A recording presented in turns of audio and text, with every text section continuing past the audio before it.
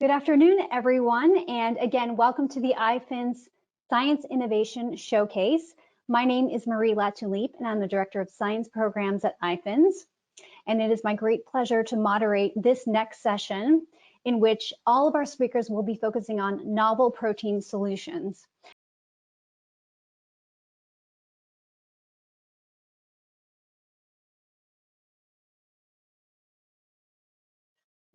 Hello, I'm Dr. Aaron T. Dawsey, President, Founder, and Owner of All Things Bugs LLC. You can see more about our company beyond what's in today's presentation at our website, cricketpowder.com, and more about our field and our industry at my textbook, Insects as Sustainable Food Ingredients.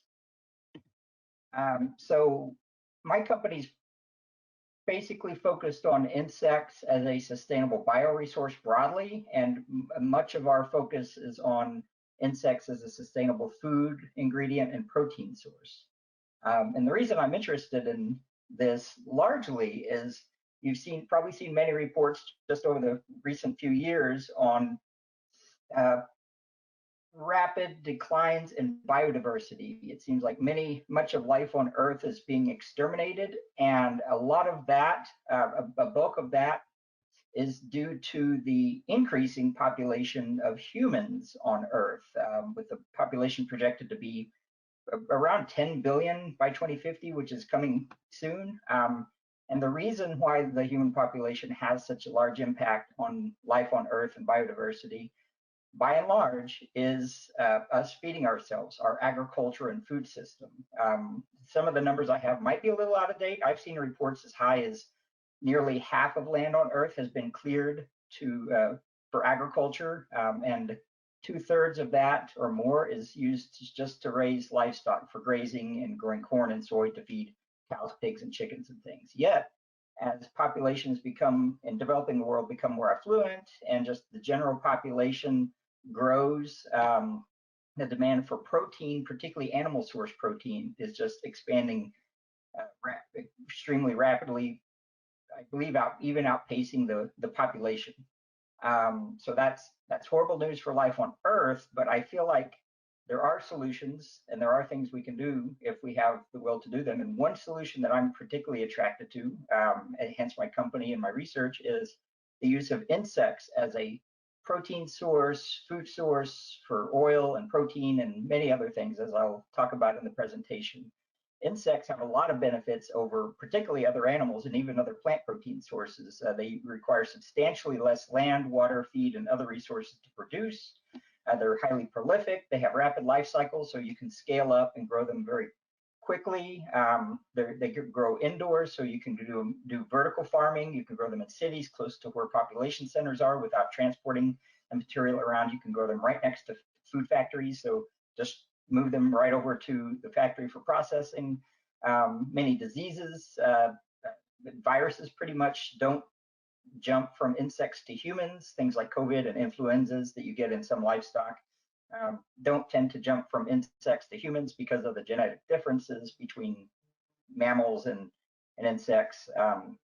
Yet, as you can see in the bottom right corner, there's a big need for technology, which is why my company does a lot of research and is mostly an R&D company at this point.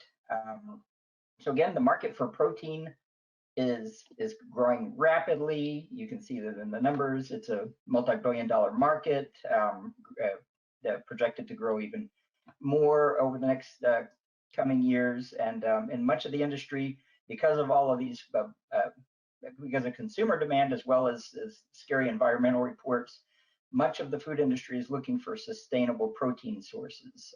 You can see that in the rapidly growing interest in the plant-based protein and plant-based meat market. Lots of money has been invested in that, and that's growing very, very rapidly. And insects, I believe, can potentially be even better for sustainability and food security than even some of the plant protein sources, but it's a smaller industry, and there's not nearly as much innovation and not nearly as much scale for insect production as with many of the other commodities and products that we use. So my solution, my company's solution, largely because of the breadth and depth of our expertise, we probably have a depth of expertise in more scientific research and industry fields than almost any other company in the space on Earth. I'm a molecular biologist and biomedical scientist by training. My staff are molecular biologists, yet we do a lot of food science and insect farming research that I'll tell you about.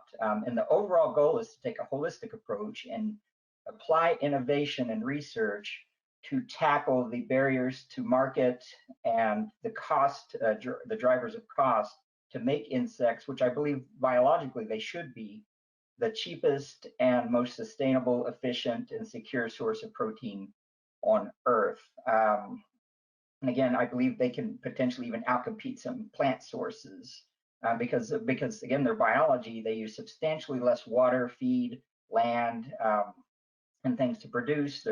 They have simple feed inputs. They're very cheap and prolific, potentially. They need to be automated and mechanized, whereas much of the farming, as I'll tell in a few slides, is largely manual and really out to date. And of course, we're doing some more exotic things like for the future, like many of our food crops, you either use breeding or direct genetic engineering to improve them, make them more efficient, sustainable. We're applying that to insects. We've had some funding to do that, and we're genetic engineering crickets and mealworms at the moment. Here's just kind of a summary. It's a little bit out to date of some of our projects. I started 11 years ago when I was unemployed, 10, 11 years ago, and I got a Gates Foundation grant. And then since then, we've got funding from the USDA and DARPA, the military, to do everything from the genetic engineering to the processing and the things I'll tell you about in the forthcoming slides. So the first thing I did when I had the Gates project, and really when I got my first USDA funding, was I looked at the basics of making food, turning insects into food. And I thought, okay, I'm a biochemist and done some natural products work. So I was looking at how people are getting insects into food products like bars and cookies and things, and they were roasting them and grinding them, which is an energy intensive, really bad process particularly for insects and for many things. So you use a tremendous amount of heat. You destroy many of the functional properties and some of the nutrient properties of the insect in cooking it until it's dry, rather than grinding it up and doing something like spray drying. So I developed a spray drying process that makes a much higher quality, much more scalable, cost-effective, at-scale process to turn insects into a high-quality food ingredient that's more attractive to the food industry, finer, lighter colored, better shelf life, and many other benefits, and actually have a couple of patents issued on this process. And of course, like many of our commodities that we use for food, I've had a couple of projects, and we're continuing this research on fractionating. So many of our foods are derived from natural sources that are separated into protein, fiber, and oil, and maybe further fractionated, and then recombined to design a food product that's tasty, nutritious, and just overall better than the original natural ingredients, at least according to consumers. And a potential better shelf lives and things like that. So we've done some protein extract and defatting of insects and insect powders, and we're continuing that work. We've got a couple of new projects that we're following up on some earlier work where we're doing product development. So one of the barriers, in addition to the cost and the antiquated farming that I'll talk more about, is just the paucity of food products on the market containing insects. So there's just not enough of them to allow the farmers in the industry to scale up and get benefits of economies of scale, to mass produce insects and mass produce insect-based ingredients. The larger companies are conservative and slow in adopting new things and launching new products. The smaller companies, there's a big economic divide. So the smaller startups in this space that are dedicated to insects simply don't have the capital to buy large amounts of ingredient. So we're kind of going to dive into launching some of our own products. And we're kind of focused on extruded products because of the food science that goes into it, and I think there's a lot of R&D potential that's needed to really refine some of these things, like a puffed extruded snacks, pastas. We have a project now where we're going to design and market a cricket-based cereal. All these things are extruded products, so we have to design the formulations and the processes to make these high quality, increase the protein level as high as we can without affecting the flavor and the texture and the processing of that. Like I said, we're also focused, I think, for cost effectiveness of insects, to drive down the cost. This is probably the most important focus. And we have a project right now. We've done some work on mechanizing and automating cricket farming, but we're focused more on mealworms right now. We have a project to do automated mealworm farming, designing equipment and processes, methodologies to license to different farms, or potentially build our own insect farm for mealworms. We may also grow crickets at the same farm. But the insect farming hasn't changed, at least in the US and Europe, probably worldwide, in at least 60 years. It's entirely manual. It's starting to change with startups like ours now. There's a few companies getting investment in building more automated insect farms, but there's a lot. This is just at the early stages. There's a lot that needs to be done. Even simple things like just applying machines to things like harvesting, feeding, watering, and freezing, or even just harvesting and freezing, can get a lot of the labor cost out of the cost of the insects and make them more competitive on the market. And you can see, here's one example of an IQF freezer, a conveyor belt freezer. On the back of it is a cricket harvester that separates the waste from the crickets. We have this available for sale right now, and we have a smaller version that makes the harvesting and the freezing of the crickets substantially more efficient, and is probably better for food safety in flash freezing them, rather than many farms are putting them live in small bags and freezing them in a chest freezer, which causes them to freeze too slowly. Whereas this flash freezes them and allows us to package them in 30, 50-pound bags, potentially pallet-sized totes even, going forward as we scale up. Like I mentioned, we're also doing, I'm really excited about this. Of course, this is more will be brought to market further in the future than our food products and farming technologies. But I'm really excited about the potential of insect genetic engineering. So we're actually derived from the DARPA project we had. We're about to publish the genomes, fully annotated, chromosomally scaffolded genomes of the house cricket and the mealworm, which are some of the more important farmed insects around the world. And we've done genetic engineering. You can see the green glowing mealworms on the left and crickets on the right. We're going to publish some of our basic genetic engineering CRISPR-Cas9 work in this, and I think the potential of this is massive. So insects are already naturally very efficient, as excellent food crop, sustainable, but with improved genetics, they can be more disease resistant, higher nutrition. We can impart maybe higher vitamin A levels and things like that as a food crop, make them use less water, use less feed. But we can also engineer them to produce things like pharmaceuticals, like vaccines, industrial enzymes, antibiotics, and many other things. It's like many things, like tobacco has been used to produce vaccine antigens before, and some plants are being looked at for that. But we feel that insects may have some additional advantages even over plants as something like a vaccine crop. So you can imagine, we have mealworms expressing COVID-19 receptor binding domain of the spike protein right now. With as a proof of concept, we like to get into the influenzas to maybe design a mealworm that's producing influenza antigen that you could feed to chickens, and hence the chickens would be vaccinated. So I think there's really awesome potential in the genetics. And overall, even just on the food side, insects are right. Our industry has been growing over the past few years, and companies like ours have a lot of technologies and a lot of things we're doing that we're right on the cusp of.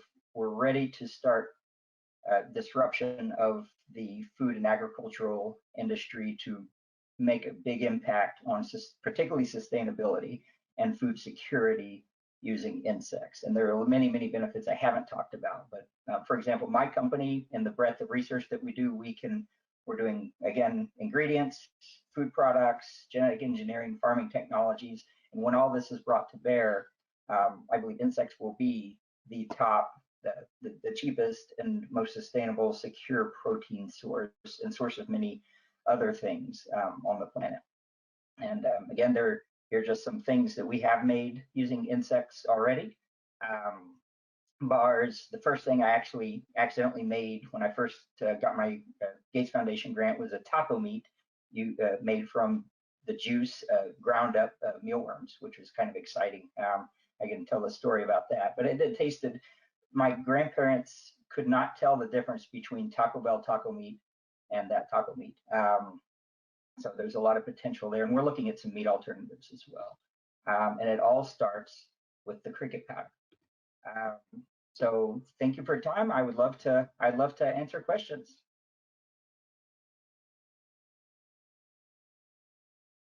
Great, thank you, Aaron. If you want to join us on webcam, that would be excellent. So we have way more questions than we have time to answer, but first question is about allergens. So the question is there a technology to remove the allergens from the crickets which are similar to those in shellfish during this processing? There's not a technology to remove it, although we are looking at utilizing the genetics. That was one of the aspects of our DARPA project that we're continuing, is to modify the allergens, like something like a tropomyosin, to make it less allergenic. Of course, does that pass muster for regulatory? Are there other allergens besides just tropomyosin? You know how complicated it is. So I guess we'll just have to wait to see. I have some colleagues that says insects that will never be approved as a method to just engineer the out of it. I don't think it's been done with any other product, but it is something we're looking at, and we have the tools to do it. Great, interesting. So this question is kind of obvious, but one barrier to using insects as an ingredient is the ick factor that consumers might have. So do you have any recommendations that you provide to customers or consumers to get over that barrier? In my experience, the more you educate the consumer, and I've seen this true of other products, a lot of articles about this kind of thing, that the more education they get as far as the safety and the quality and all the benefits, the sustainability benefits and the need for these things, a little bit of information goes a long way in getting consumers to over the hump of, past ick factor. I think the biggest thing to get to build confidence in consumers will be for major brands, major companies to launch their own insect-based products. So with the Nestle, Kellogg's, a PepsiCo, Glanbia, or General Mills, or somebody, Cliff Bar maybe, or somebody, a big major brand launches an insect-based product that will, in an interesting way, alleviate a lot of consumers' concerns. We have talked to a lot of big companies. A lot of big companies have tested our product and bought samples. And I think their barrier is actually less based on the ick factor and the consumer concerns around the ick factor, is just cost. We've been told several times that if you get the protein below $10 a pound, below $5 a pound, competitive with whey or something, they're happy to carry it and formulate with it and use it. So it really comes down to cost. I think they spend billions of dollars on marketing. They have athletes on their payroll. They probably can overcome consumer perceptions if it's economically viable. Got it. Thank you. Okay, that's all the time we have to stay on time. So thank you, Aaron. And we are going to go into our next speaker, who is Abena Foley. And Abena is going to share with us food safety considerations related to cultured meat. So we will turn it over to Abena.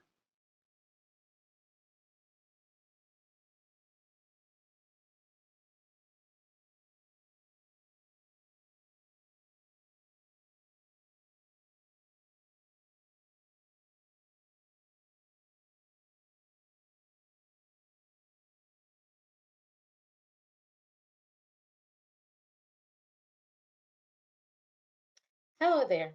Today I will be sharing on the food safety consideration for the cultured meat field.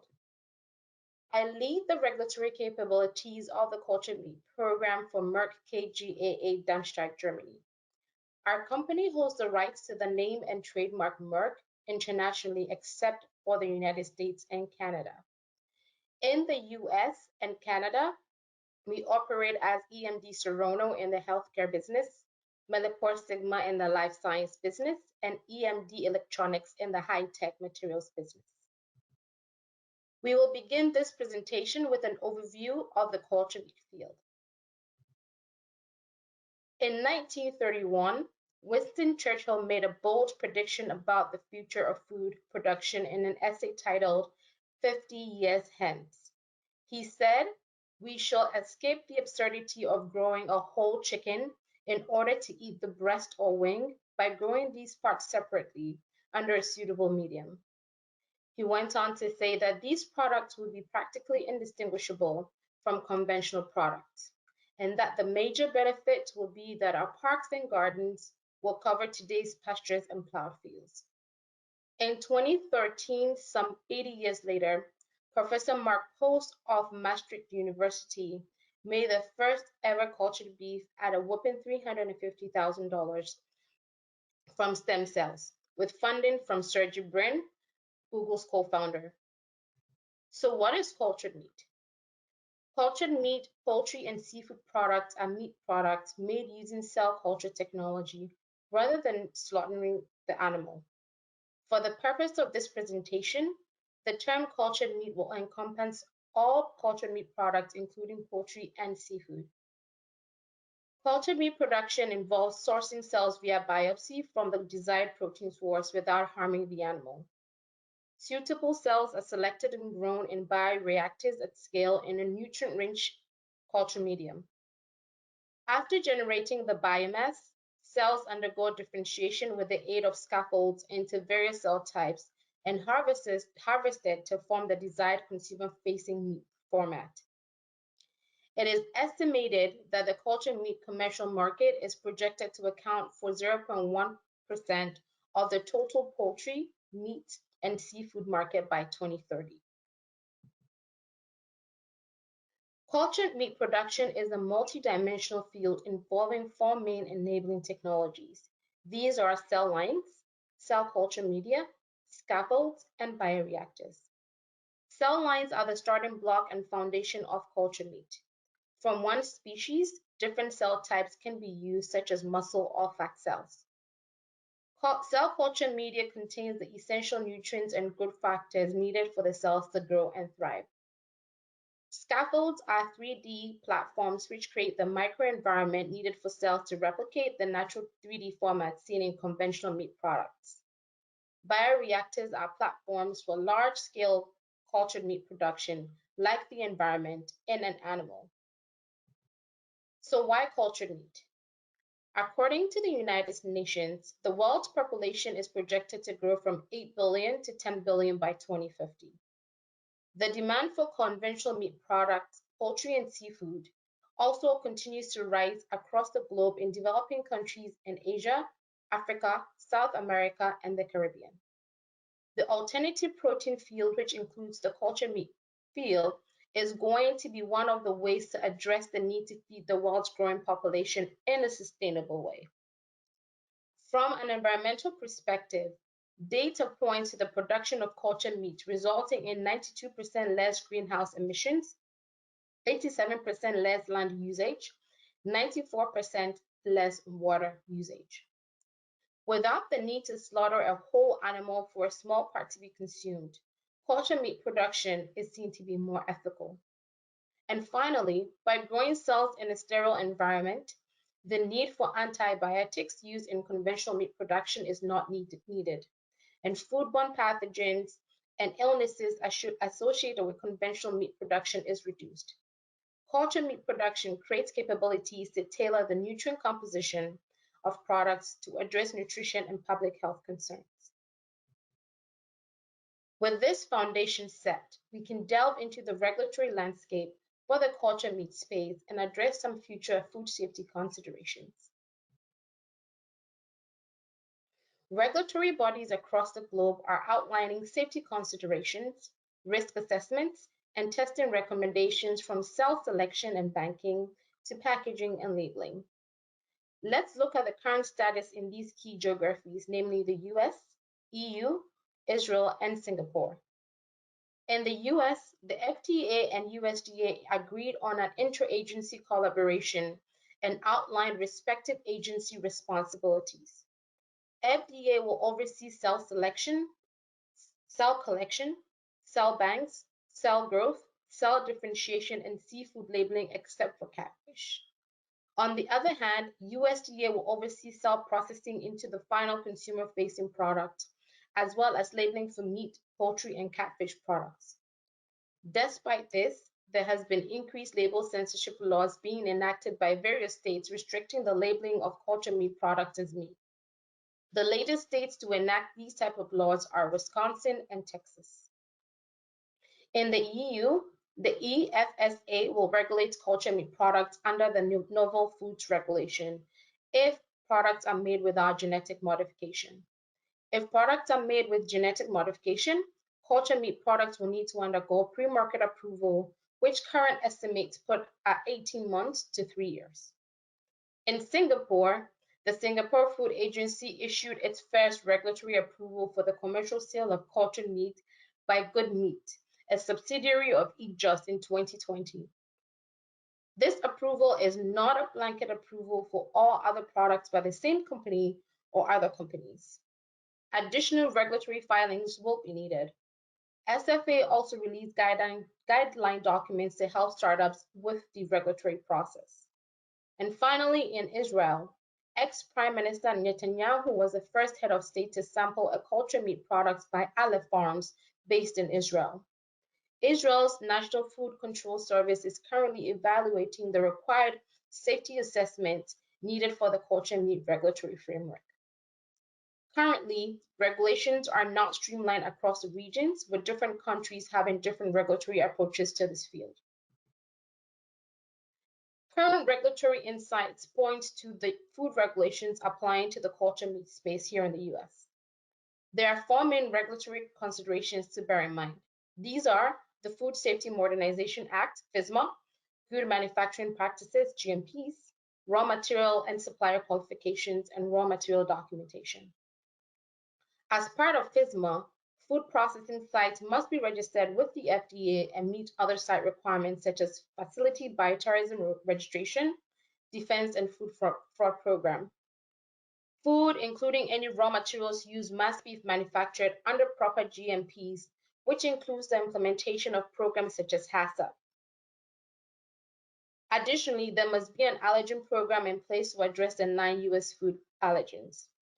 Raw materials and suppliers must be properly qualified for the following: GRAS food additive status, foreign supplier verification program, and sanitary transport requirements. Finally, raw materials require appropriate documentation for labeling. Some of these documents include allergen statements or bioengineered statements. Each of the 4 main technologies associated with cultured meat production will need to be assessed for physical, chemical, and microbial hazards. As a reminder, the 4 main enabling technologies are cell lines, cell culture media, scaffolds, and bioreactors. After identifying these hazards, critical control points will need to be put in place to mitigate them. The efficacy of each CCP will need to be tested and documented for record keeping. Hazards associated with cultured meat production are still being defined along with the requisite testing that will go with them. Across the 4 main cultured meat technologies, a key microbial hazard is microbial contamination with mycoplasma. Mycoplasma is estimated to infect 5% to 35% of the world's cell lines. Mycoplasma contamination is of concern because mycoplasma is resistant to antibiotics, can pass through filters, and may not be easily detected even in continuous cell cultures. Inputs ranging from equipment, animals, humans, raw materials can be sources of mycoplasma. On the other hand, when it comes to microbial hazards associated with conventional meat production, The focus is on contamination from Salmonella, E. coli, Listeria, and Staphylococcus. Given that there is no slaughter associated with culture meat production, these food pathogens typically associated with conventional meat production are less of a risk, especially if proper good manufacturing practices, good cell culture practices, and safe handling protocols are in place.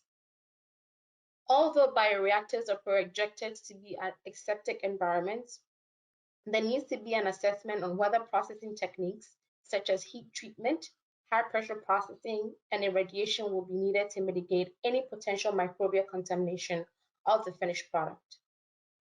While in conventional meat products, physical hazards could be in the form of broken glass, metal parts from a grinder or slicer, animal feces, or environmental residues. With culture meat production, physical hazards might be in the form of equipment residue. This highlights the importance of using food-grade materials in all equipment used across the culture meat production. Finally, chemical hazards associated with conventional meat production, such as cleaning materials, are also associated with culture meat production. Additionally, with culture meat production, there is concern for chemical byproducts formed during the culturing process or from the scaffold development and the presence of heavy metal residues from inputs used. The culture meat field has moved beyond the beef burger Professor Mark Post made in 2013 and expanded to products such as cultured meatballs, cultured sausages, cultured bacon, cultured yellowtail, and cultured salmon. Since that initial prophecy by Winston Churchill in 1931, we can see that culture meat production is no longer science fiction.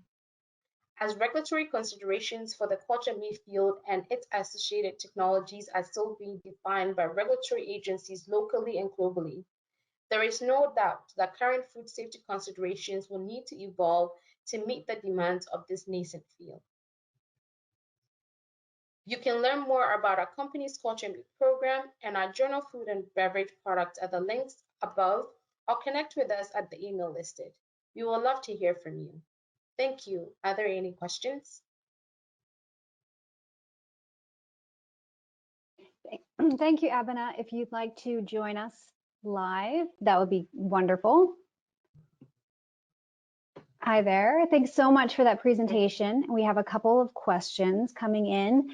So one is related to the fact that to create the cell-based meat, as you mentioned, you're using unique materials, raw materials. Can you expand a little bit on how that has implications for food safety considerations, maybe beyond the traditional HACCP principles?